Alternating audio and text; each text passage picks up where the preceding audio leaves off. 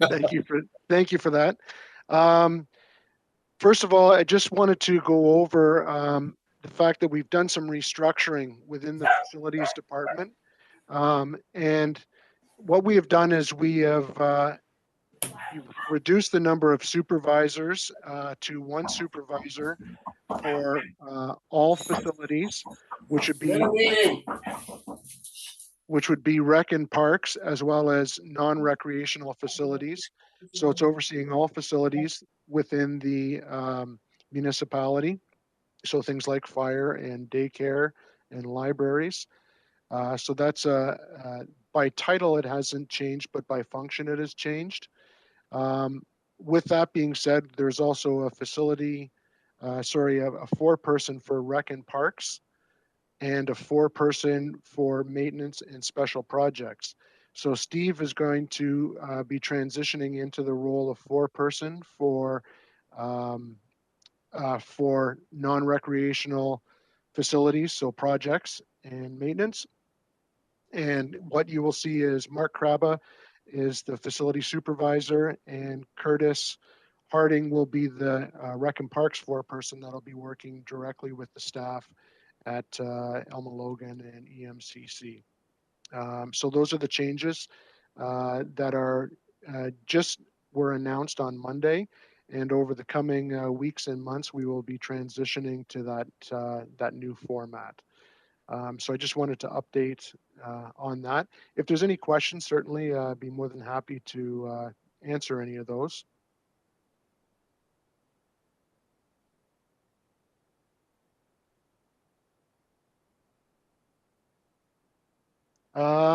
As far as other things other than what's on the agenda with regards to new business and budget, the only other thing I wanted to update on is the dog park committee is moving forward with a number of. Sounds like we need a dog park down there. We need one right here, right now, because this one won't shut up. The Moncton Lions have joined forces with the dog park committee for the municipality, and they will be presenting a pros and cons list of various locations within the municipality for a dog park. They have looked at a location that would be between the Ball Diamond in Moncton and the naturalization area. And to the north, it would be bordered by the G2G Trail. Um, and that is an update as far as what's happening with the dog park at this point. So we're hoping that a presentation will go towards council and get some direction on a location. Um, but it's nice that the Moncton Lions have offered to be involved in that project. Sorry. Is there a lot of interest in a dog park in Moncton? I know there is in Listowel. Yeah, so there as far as interest, when it came to like feedback from the community and people volunteering to sit on the committee, many of the people were Listowel Atwood based, and there may have been one from Wallace, and Moncton, I think there was one. So it's difficult to judge to say if that's the level of interest. Like, I don't think we can say one volunteer equates to one dog in Moncton. I don't think it works out exactly that way. But yes, because of the population base, I would say there would be more of an interest in a dog park in the Listowel area. That being said, I wouldn't be adverse to them at some point in the near future having two dog park locations. This would be a fundraising initiative by the communities. It's not funded by taxpayers, and so we will see what kind of interest lies ahead. But at this point, I would say it's less of an interest in Moncton just because of population base. Okay. Anybody else got questions? And then, other than that, I just wanted to mention that our facilities are closed due to COVID, our indoor facilities, that is, and we would know more with the hopes of opening again on January 26th. But at this point, they remain closed, and we're just waiting for direction from the province and Huron Perth Public Health as well. All right. That's everything for that. Yeah, I was looking at the agenda, and then we've got budget and new business. Yeah. So I guess you're up, or somebody who was on the budget. So last evening, I presented a list of capital projects to council. It's a very lengthy list, and we're very fortunate that we've got Steve and Mark that will be helping with some of these projects that we've got coming up. Our hope is that with approval from council, that we'll be able to move forward. In particular, ones that are affected by ELMA-LOGAN, and not to get into things that are happening in Wallace. But we're looking at the G2G trail and a campsite location there. There's been a request for about $8,000. It's difficult to tell what we're going to get into cost-wise based on what the project is going to look like, but that's moving forward, and we've requested that funding. We've got the Moncton Ballpark lighting upgrade, and we've scheduled we requested $100,000 for that project. We're looking at EMCC and the kitchen floor being replaced. Some wayfinding signs, which may be, I think we're okay in ELMA-LOGAN, but we may have to apply or get some signs in that area with regards to cemeteries. That's the one thing I'm not sure of. With regards to fleet and equipment, we've put in for a pickup truck for the ELMA-LOGAN rec complex. And there's a carryover for the Atwood Cenotaph refurbishing project. And then Robert Mathers Park, which is part of the ELMA-LOGAN. We're looking at doing the pavilion there, which is a carryover from previous years as well. Non-recreation related things, just to give you an example of the way the facilities department is restructured, we'll be doing a roof replacement on the Moncton training facility for the fire department. So that just gives you an idea of how we've made some changes with regards to that it's no longer just rec and parks, that it is all facilities. So that was as far as an update as far as the capital budget request that was made last evening to council.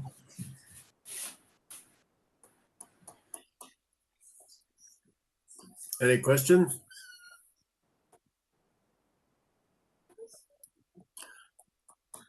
What'd they think of your budget? Well, it was, what I found is that it was very quiet on a number of different budget items. Like it wasn't just facilities that presented last night. Public Works presented as well as fire. There wasn't an awful lot of comments from council. And Alan, maybe you could speak to I haven't presented to council in North Perth before, so I'm not sure if the process, if that was the reaction that has been typical in the past, or if you think there'll be more questions to come forward.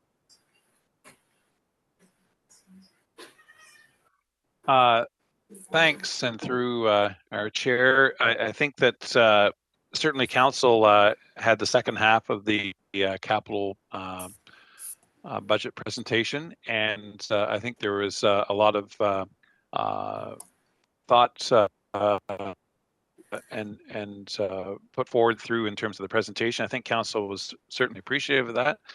Prior to that, there was two issues which council made recommendations for increases to amounts. One's affordable housing, which we'll see in an amount later, and the second one was with respect to the master transportation plan, neither of which, of course, reflected in this committee, but nothing on the recreation side at all was specifically spoken of. Prior to this, though, that there was, Steve, I'm just trying to think, I guess, in the recreation reports that have come through to council for council was certainly aware of, for example, the light replacement at the ballpark here as being, well, some would say long overdue. We had more than our fair share of life of the existing light standards down there in Moncton. So I think there's a number of these projects that have been coming for some time, and this is just the year where we're going to have a number of them. We are down substantially in terms of capital projects from one of the highs of about 19 million last year, and I think we're sitting at about 14 million on capital projects this coming year. So there is a little bit of relief there from council's perspective, and that may in part be one of the reasons why we didn't hear as many comments about that. That's my comments. Thank you. And then if I could just summarize, for all facilities capital projects, of which I didn't include the listable ones or Wallace, but we're at overall $570,000 is the request for the facilities department for capital projects. I had this crazy dream where I was like, obviously I had COVID, so I'm super sick, but they wanted me to go in the office anyway because for numbers or whatever. And I was like, Carlton, did you present an increase in all fees? Like was sent out to us to look at? Yeah, so that has not been presented to council. It was presented to RAC as well. So I know there was a number of discussion points that came up, but that was post the meeting to RAC. But I thought it would be important for us to address some of those questions that people had. Going from the top of my head, I know one of the questions was around looking at the notion of an increase to minor hockey as an example. And there was some questions around whether we should look at either freezing the fees or there was a comment made about possibly just increasing them every 4 years or every term of council. I checked to see what Darcy was doing in his program, and they're increasing their fees for their municipalities at 3% for ice time, and we are in the neighborhood of 2.1% with some rounding up for ours. So I know that there's not a freeze typical that's happening in the world of recreation ice times, or sorry, a freeze on fees.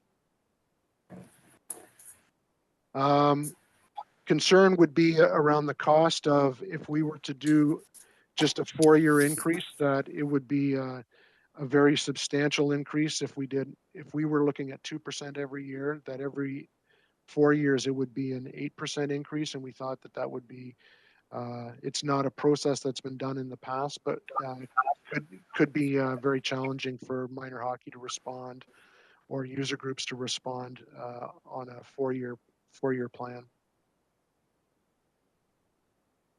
Was there any other sorry. Any comments? Yeah, I understand that. I understand that. I just see that there's been a drop in attendance for the hockey and stuff like that because it goes up 2% every year. And you see less and less kids registering. And this year was really bad because of the COVID. So that's why I thought there should have been a freeze on it until this was all over. So that was just my opinion, though. I'm only one vote. But, the other thing I think is, I don't think we've said the word COVID yet, but I'm going to throw that out there.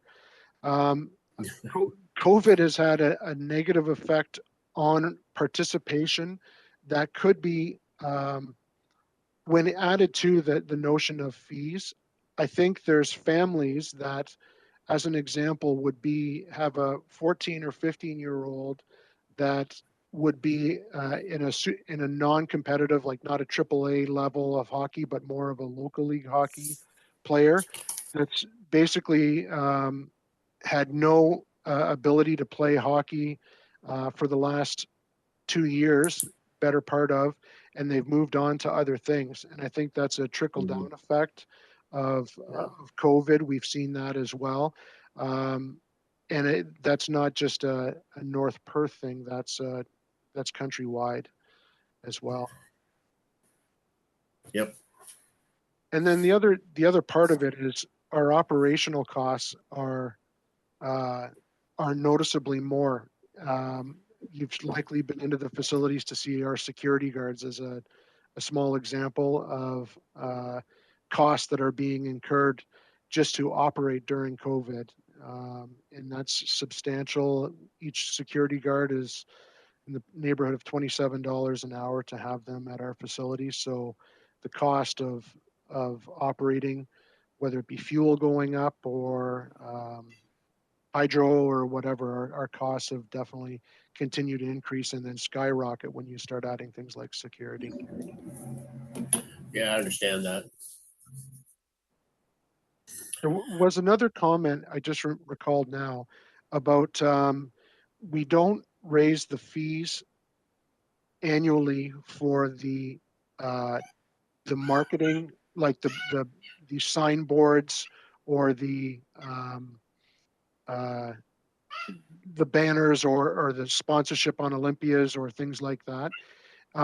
We see that when we've done the fee increases in the past, we've lost some people that would sponsor us. So we've tried to keep it standardized, and the costs associated with keeping a banner up, those costs really don't change over time. Whereas minor hockey or the cost of running an ice season, those costs do increase. So we're kind of dancing a tightrope when it comes to, we don't want to lose sponsors for the sake of doing an increase. So we review those fees, and they would be done more on a 4-year or 2-year average, if I'm not mistaken. So.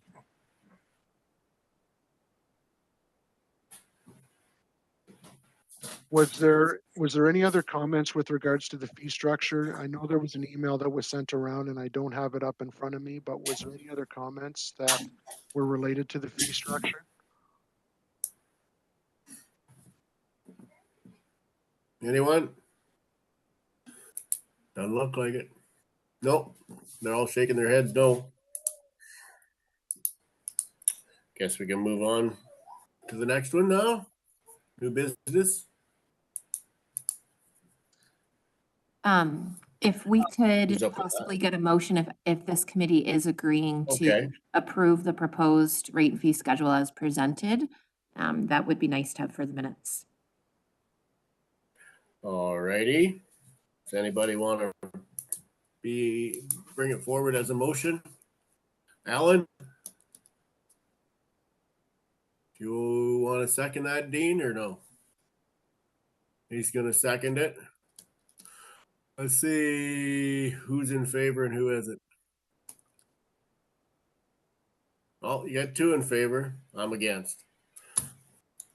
Just to be different. All right, it carried. So now we'll move on to new business. Who's got that? You got that too? Well, that was just the rate and fee schedule that I just talked about. Okay, all right. It was just a continuation of budget. I just kept rolling with that. Sorry about that. That's no problem. It's good to get it done. Is there any announcements? Nobody's pregnant? No? I I've was seen a not couple going of on people for shaking that. their heads No. No, nobody's Just going on. there was discussion before the meeting, but just put it in officially just to let everybody know about the outdoor rink in Atwood being open. Yep. COVID protocols being followed, but let your community know that it's an outdoor recreational amenity that can be used by our citizens. So we definitely want to be able to promote that. So it doesn't have to be policed the way you have to do the arena. They don't have to have a security guard there, right? Because it's outdoors. Yeah, that's because it's not an indoor facility where we need to do the contact tracing and passports. No, we don't need to do that. That's good. And because of the nature of it being so many hours a day, potentially, it would be very restrictive to try to staff that for the number of hours that people could potentially use it. Yep. All right. So if there's no more announcements, I guess we'll move on to the final, is next meeting date. When the We snow's could leave gone, that as to be determined. to be I'm not sure determined. when that will be, but we could leave it to be determined on the call of the chair. That work for everybody? Yep. Seems to. Do we need a motion for that, or? Yes, please, to adjourn. Okay. We need a motion to adjourn. Alan?